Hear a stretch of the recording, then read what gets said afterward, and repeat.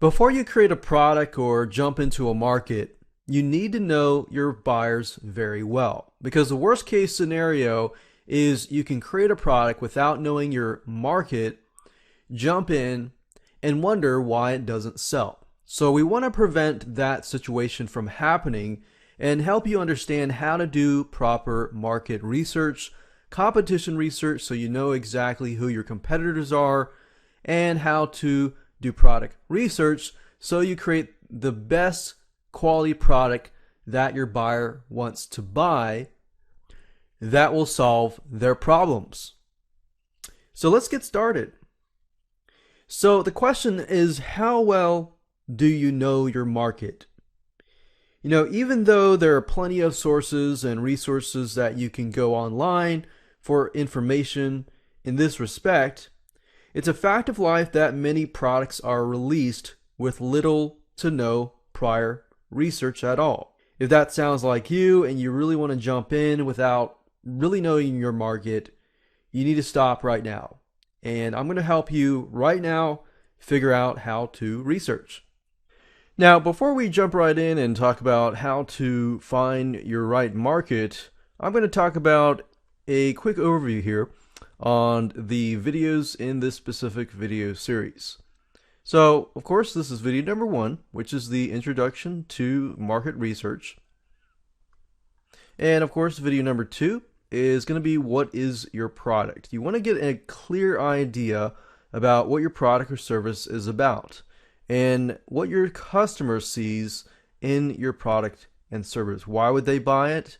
And things like that. If you have a better idea of what you're about to sell in terms of your product, then it will be easier to do market research, because that way, when you're doing the market research, you have a better idea of, oh, okay, this can be applied to my product, and you can see how to improve your product. But not only that, you can see how to better reach your potential buyers. Because if you go into market research blindly, it's a little bit harder to do that. Video number 3 is going to be different types of markets. Now, it's easy to stick with one particular market, for example, specific location and things like that. But I want to open your eyes so that you are aware of the many different types of markets that are out there, so that you can expand your reach, thereby expanding your profits.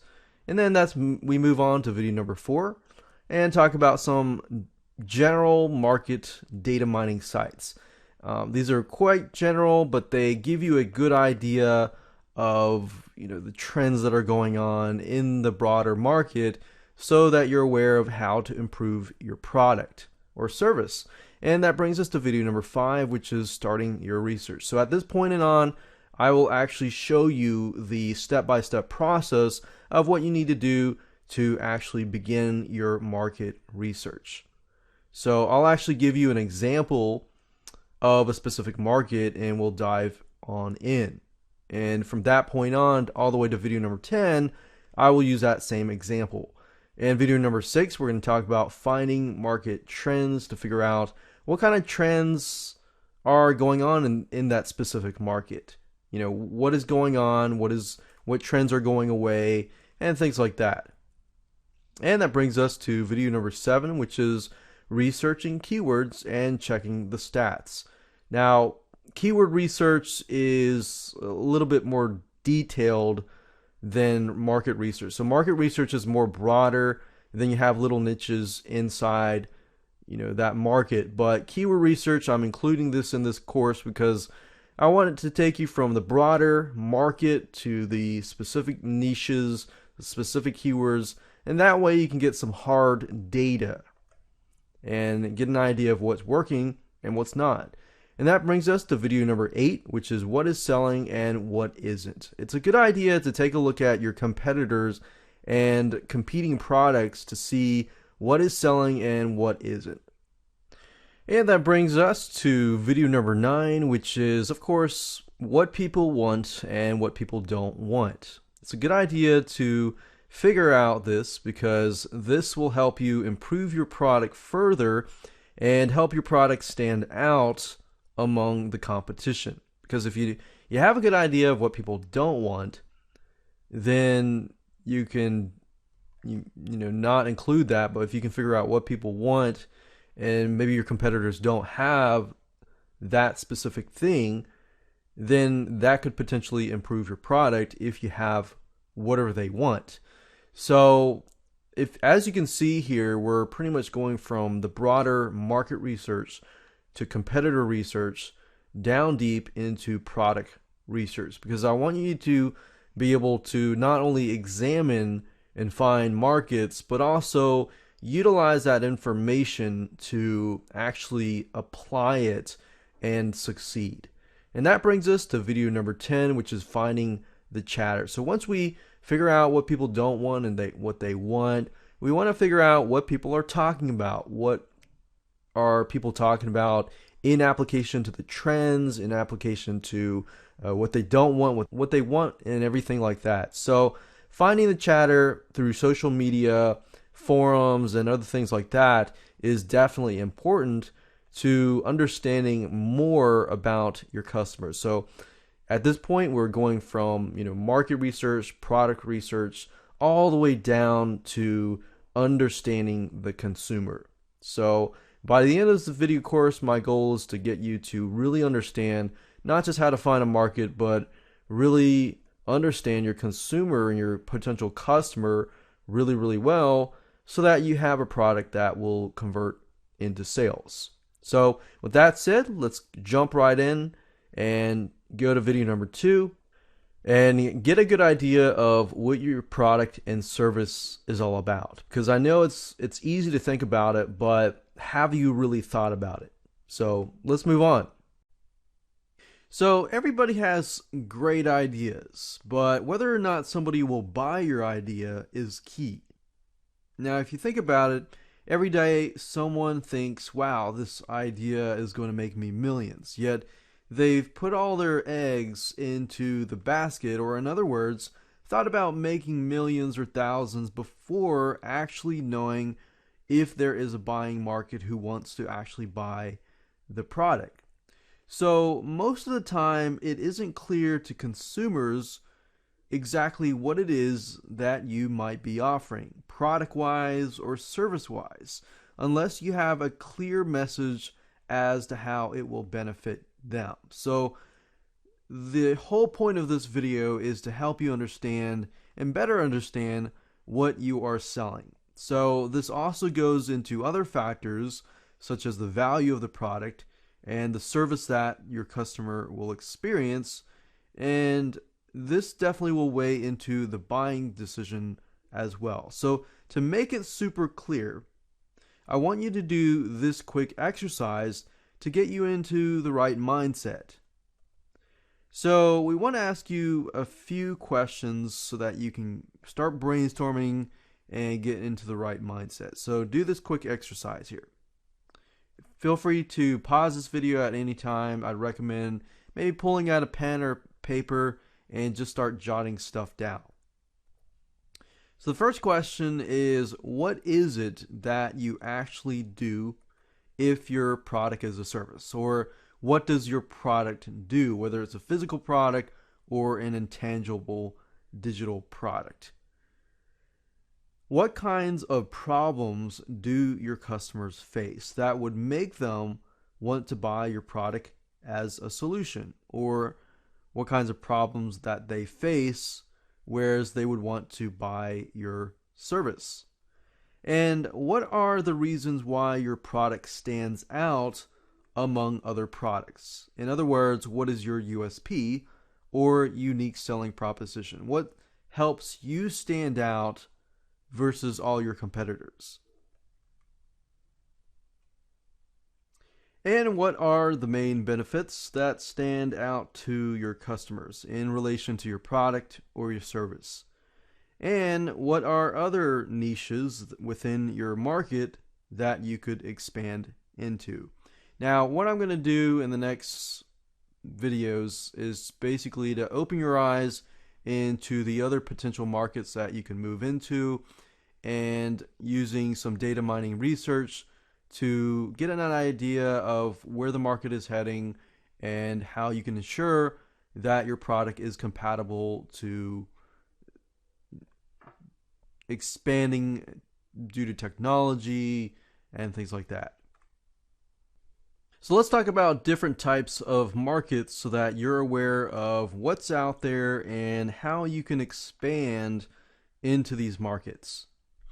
So the first thing is foreign markets. So the last thing that possibly passed your mind is foreign markets, but most businesses tend to forget about foreign markets.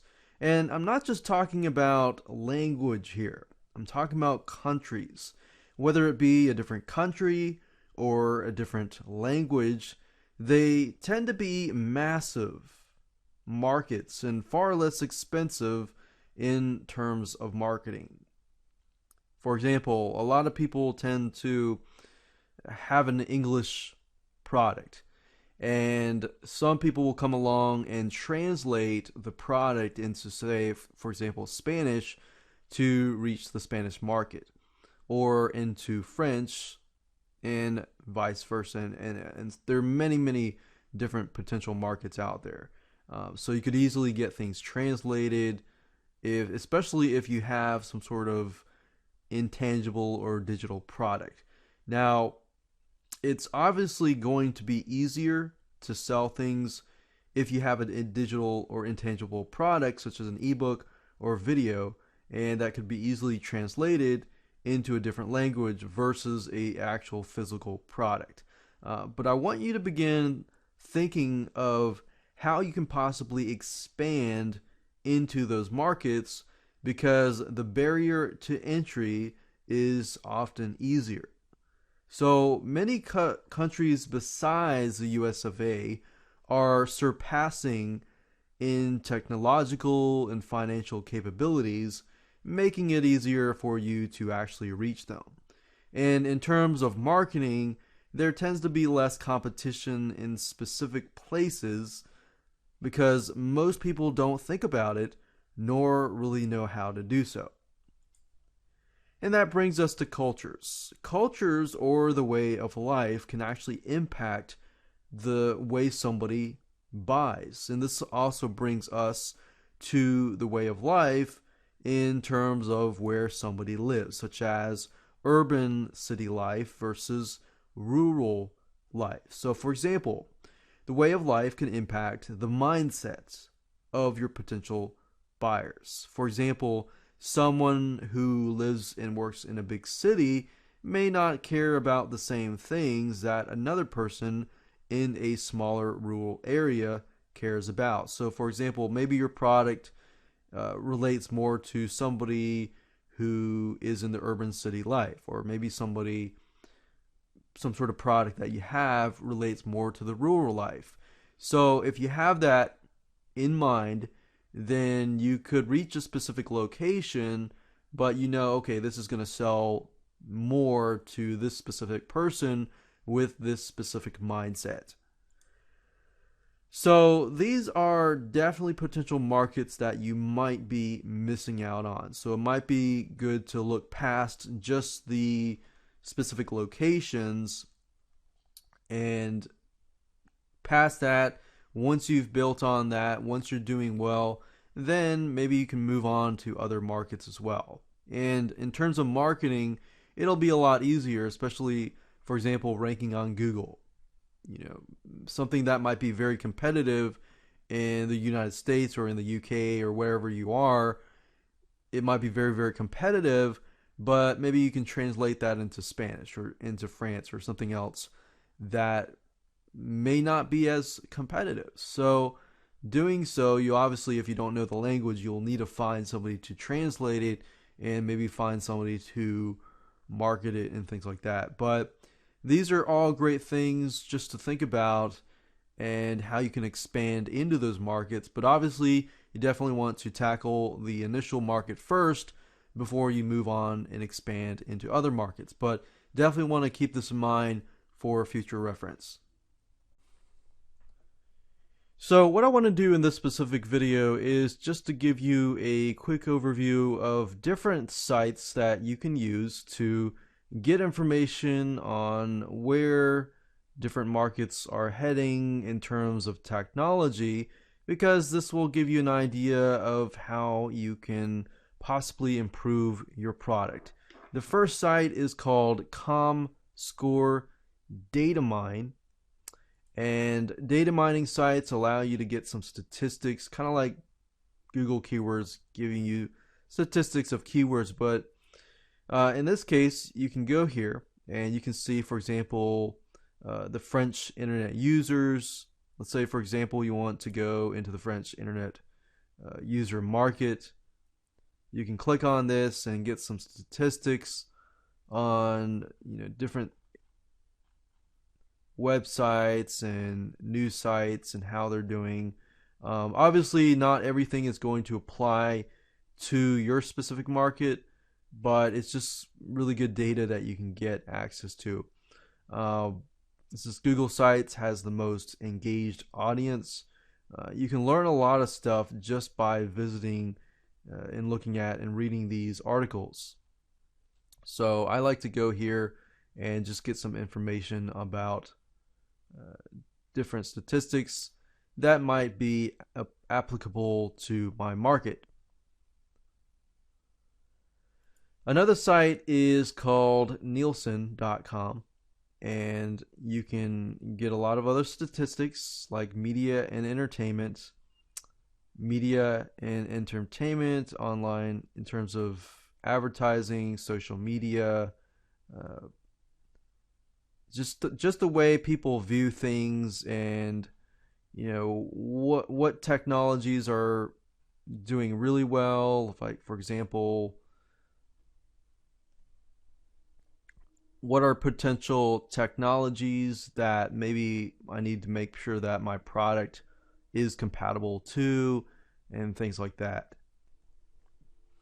And another site is called MMAglobal.com. This is a great place so that you don't have to reinvent the wheel, and especially if you're trying to market, you can find a lot of cool information on, for example, this right here says marketers currently allocate less than 1% of their marketing budget to mobile advertising, but there's an increase on average to about 7%. So you can see where the market is moving towards, and to ensure, for example, that your website is mobile friendly and things like that. So if you have an idea of where your market is heading towards, then you can plan ahead.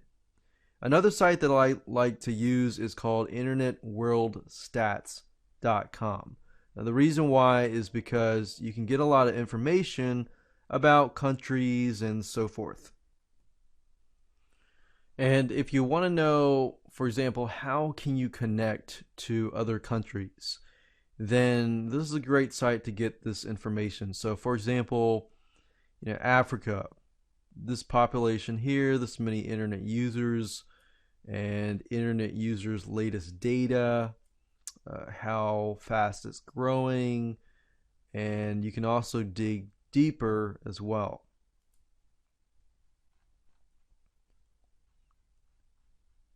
So you can actually see areas within Africa, just check your statistics to say, okay, let's say, for example, Algeria, we have in the foreign market, we want to reach that market, but we have an idea of how many internet users there are and how fast it's growing, because you obviously don't want to go into an area that doesn't have a lot of internet users. So, for example, we find maybe this rural area doesn't fit with our product and doesn't really have a lot of people. So this is a great site to get some information about, just to double check the way that you're heading is the right way if you go into foreign markets and so forth. So all these are great sites just to take a look at, get some information, statistics that verify that you are headed in the right direction. Now, obviously, this will apply to some of you, and obviously it won't apply to some of you, but I wanted to make sure that I included all this information as much as possible to help you out and gear you towards the right direction. So the first website is called Alexa.com. So if you go to Alexa.com, it's known as the web information company, and it has a lot of statistics about tons and tons of websites around the world. So let's say, for example, that you want to do research on a specific niche, let's say low cholesterol cooking. And you're interested in this niche, you don't really know necessarily what product you want to create, or let's say you do want to know, you want to create a recipe or release a recipe, but you want to do some research beforehand before you get into that market. So what you can do is simply enter the keyword that you're interested in and click enter. And Alexa.com will show you exactly what sites are getting the most traffic in that niche, so possible competition. The lower the rank, the higher amount of traffic that the site is getting. And beneath each site, you will notice that there are keywords. So this will give you some more options in terms of other little sub-niches within the general niche that you're looking for. So let's take, for example, low-calorie meals.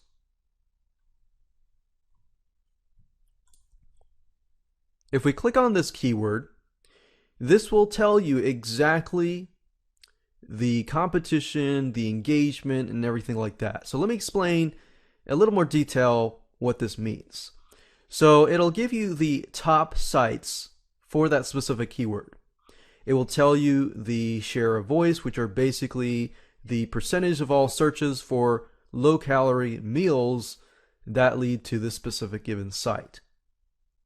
Engagement basically tells you how long a person stays on the website. So if you want to know how loyal and how high of a stick rate these buyers could potentially have, this would be a good measure, not necessarily the only measure, but it would be one of the good variables and variations of measurements that you can use to measure the engagement and interaction that a buyer in the specific niche has with a particular site. So if it's about the same across the board on all these different sites, that's a good measure of the engagement. Now, Alexa also tells you the competition for that specific keyword. It'll tell you if it's low, if it's high, and things like that. So as you can see, low calorie meals seems like the competition is low, which is great. Now, keep in mind that just because there's low competition, it doesn't always mean that the market is something that you want to go into.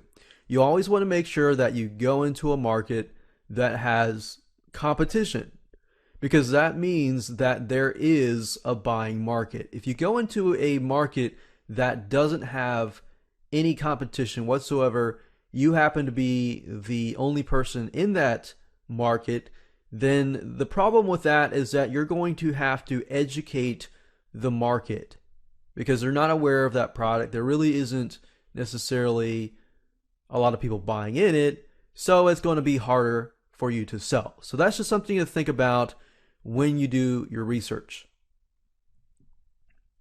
Now, if you want to dig deeper into a site itself, let's say, for example, delish.com, because as you can see, Food Network is a fairly big site. We can take a look at Delish, which is about 4% share of voice. If we take a look at the specific site, it will actually tell you between the certain years how much certain amount of traffic it could be getting from the search engines. So as you can see, it seems to be increasing in terms of the amount of visitors. It's up 15%. You can see the specific keywords that people are typing in to get to the site. So this is great, especially if you're trying to dig deeper into competition, understanding the competition, and where they are ranked. You know, what sites are related to the specific site, so you can get more competition. and where do visitors go on this specific site. So which specific areas of the site are in high demand. So this will allow you to really dig deeper and really understand also your demographics as well. So you can see here who visits Dallas.com, so you can understand your demographics, the education level, the browsing location, and the country location. So let's say, for example, you know that the majority of people are within the United States, within a specific area of the United States or Canada or whatever. And then you can pinpoint specifically to that location. So you can get all the way and dig deep into that specific location. So this is really good information to know for especially future marketing as well. So I'd highly advise you to go to Alexa.com and just take a look around and get an idea of some market research and competition research. Now, if you want to dig deeper, let's say, for example, into a specific competitor, then you can go to a site called compete.com. And at the front page here, you'll notice that you can enter a URL, for example, Dallas.com, and do a search.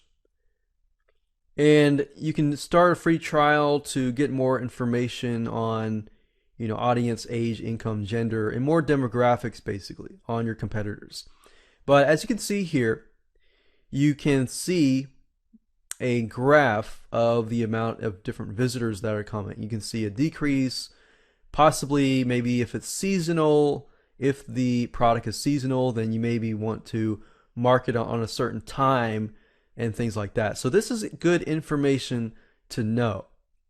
And you can see the unique visitors, the rank, the competitive rank against all the other websites, and you can find out more information by clicking start your free trial if you want more information and detailed reports about your competitors. So that's another great site to use to dig deeper. And as you can see, just on the free level, you get some basic information. Now, the next site I want to talk about is Google Trends, and you can find it by going to google.com/trends. Now, Google Trends allows you to see basically the trends of a buyer market. You can see which keywords are rising so that you can look into exactly, which keywords you want to rank on. So if you go to the site and you type in a specific keyword term, let's say we'll stick with the low cholesterol diet, and you can actually see the interest over time.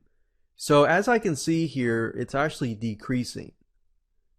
And that's specifically what I want to know. I want to know if a trend is decreasing, is it really worth getting into that market? Now, Google Trends is great for this because it tells you exactly the forecast as well. So if I click on forecast, you can see what its forecast is going to be. So they forecast it to go, it looks like it's just decreasing and decreasing and decreasing. Now, that doesn't necessarily mean that there isn't a specific buying market in it. Maybe you need to switch the keyword term. So if we look down deeper, we can actually see the regional interest. The regional interest shows that the majority of people are in the United States, then South Africa, then Ireland, Australia, and so forth. And I like particularly the related searches because this gives me the exact keyword phrase that might be rising. So a specific keyword phrase that I'm thinking of might be decreasing, but you might be able to find a keyword term that is rising. So it tells us that, okay, well, low cholesterol diets may be decreasing, but high cholesterol foods, cholesterol diet plan, low cholesterol recipes are actually increasing. So even though we have found that a specific general keyword term is decreasing, doesn't always mean that it's decreasing. So Google Trends actually tells you what is increasing. So we can actually look further into cholesterol diet plans. So if you click on this here, this will give you more keywords that are related to cholesterol diet plans. So as you can see, it changes here, and we can see that in 2007 it wasn't as good, but it's increasing over time.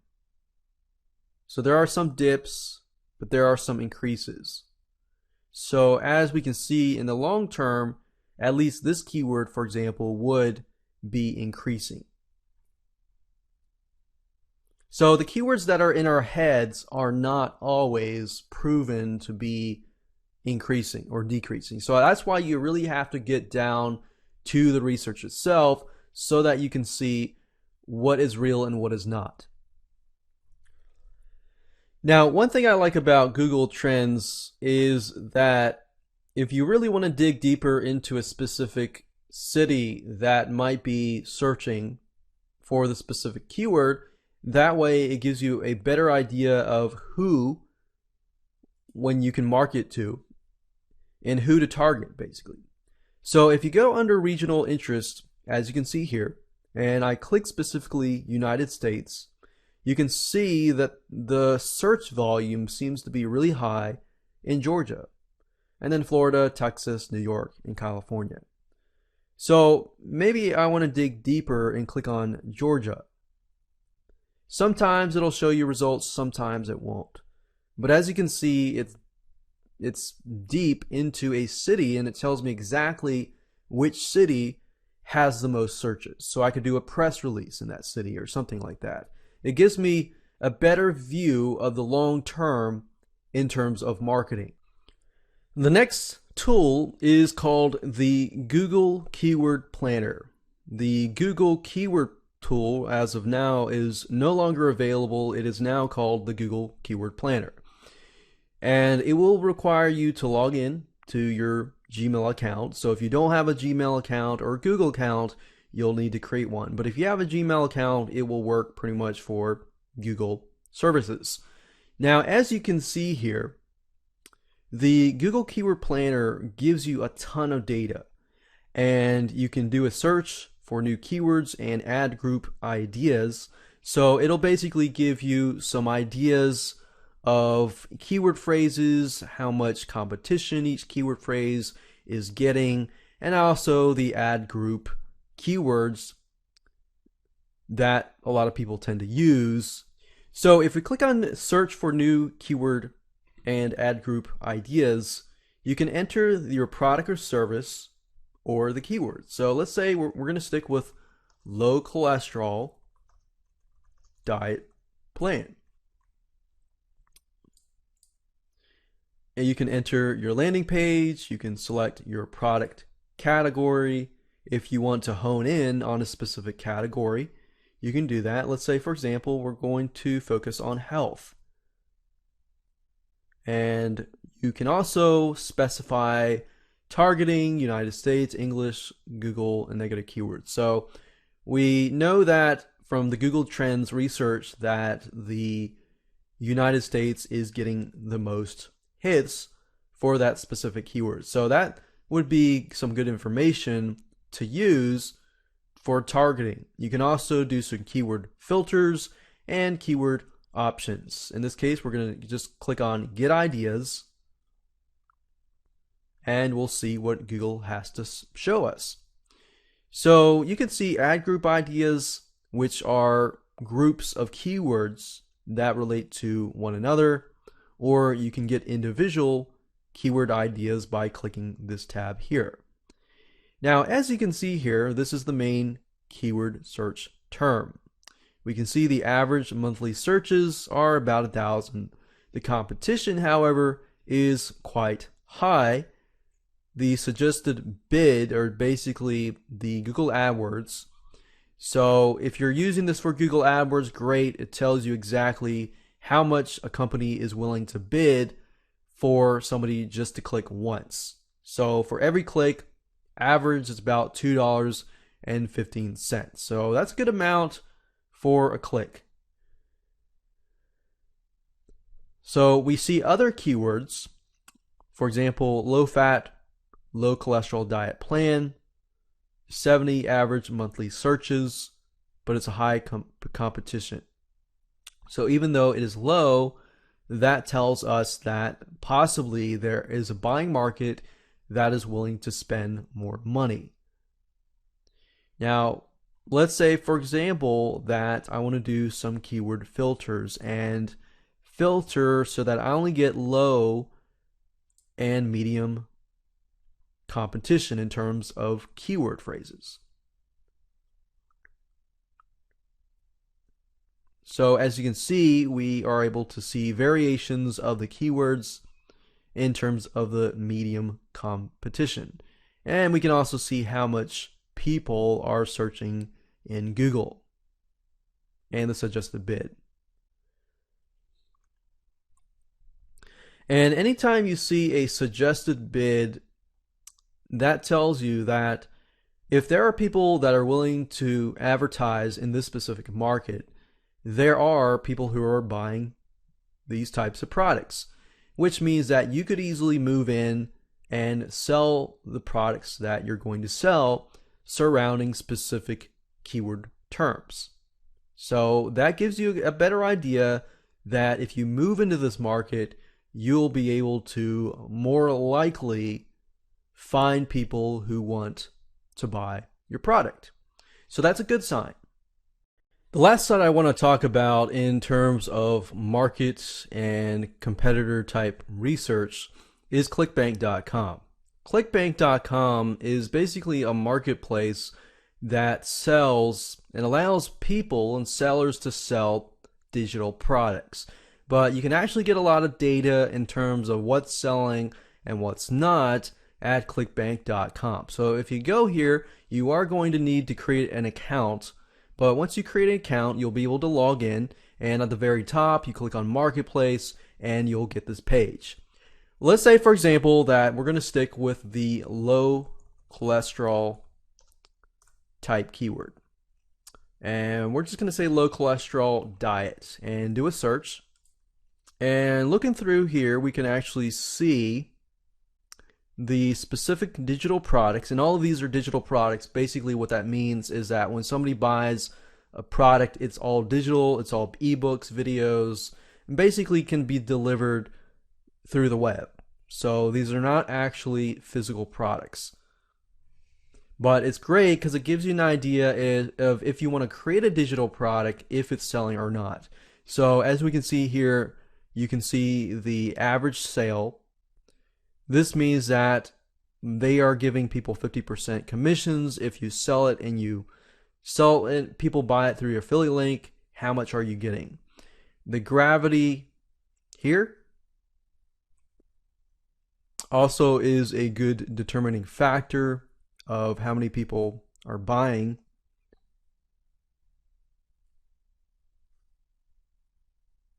But we can see here natural secrets for high cholesterol. The gravity is 5.03. That's actually fairly good. And you can see the price points of what people are selling it at. So you kind of have an idea of who your competitors are, what they're selling it at, or possibly who your potential joint venture partners could be. So these people, you may have a different product that's related to low cholesterol that you could have, approach these people to sell it and things like that. So you can use this however you wish, but just get an idea of the price points, how much is selling, things like that. So ClickBank is another great site to use for that purpose. Now, moving right along, let's talk about product research. When it comes time for you to want to create a product, you want to make sure that you create a product that people actually want.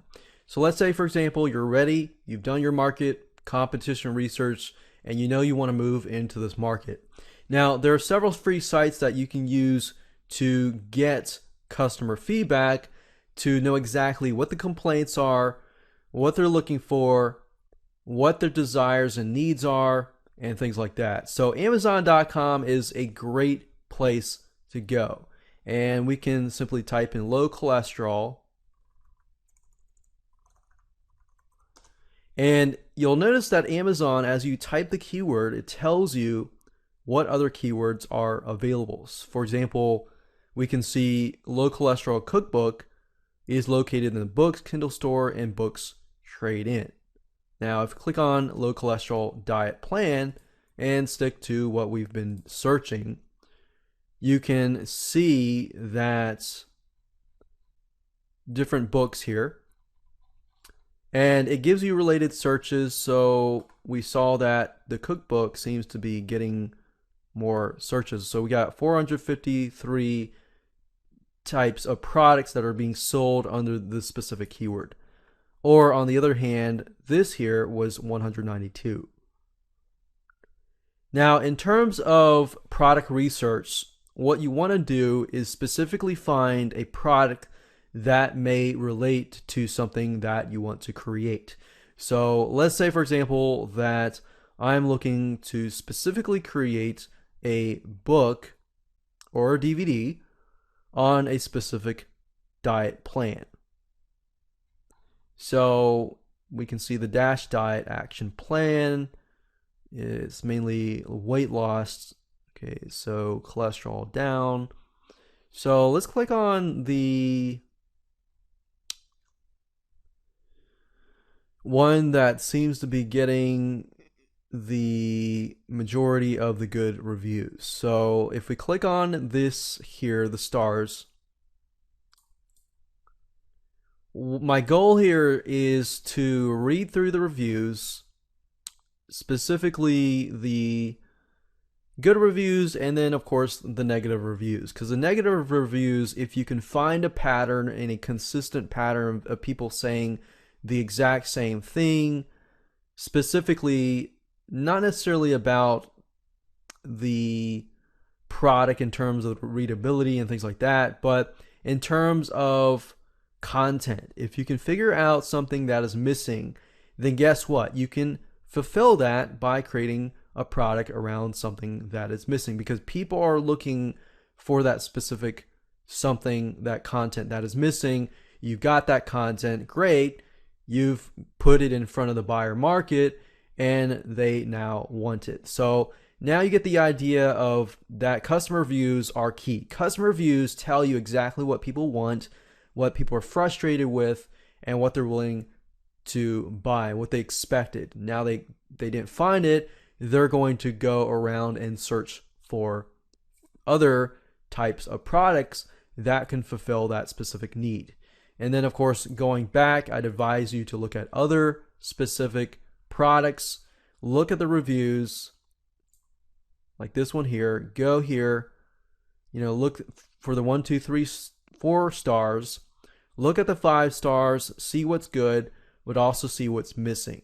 So that's a great way to do some research on Amazon. Twitter.com is another great site to use. If you go up there, click the search, paste in your keyword phrase, you will be able to see the types of responses, what people are talking about, different articles, different suggestions that people might have in relation to a low cholesterol diet plan. So you'll be able to see the chatter that people have. Another great way to figure out if there is another buying market in terms of interaction and things like that is by going to Facebook. Go at the top here, just simply type in low cholesterol diet plan, do a search, and see what we get.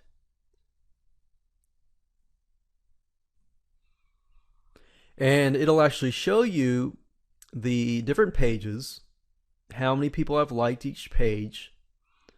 And what I advise you to do is simply go through here and figure out how many people are actually interacting with the content that is being displayed, because that's a good indication of how involved and rabid the buyer market in that specific area can be. Another site, of course, is Pinterest. So you can create a Pinterest account, enter that keyword, and see what people are posting in terms of Pinterest. And of course, last but not least, you can go to google.com and type in the keyword phrase plus forum. Go and find forums that are talking specifically about that keyword phrase that you're looking for. See what kind of complaints they have, what they are interested in, and things like that. And that'll give you a good idea of how to create a good product that people actually want to buy. If you do that, that's low-hanging fruit. You simply stick that product in front of them, and it'll be easier to sell that way. So I hope you've learned a lot, and you've learned a lot about knowing your target audience, knowing your buyer market, so that now you can know how to use these free resources to go out, get the vital information that you need to maximize your income.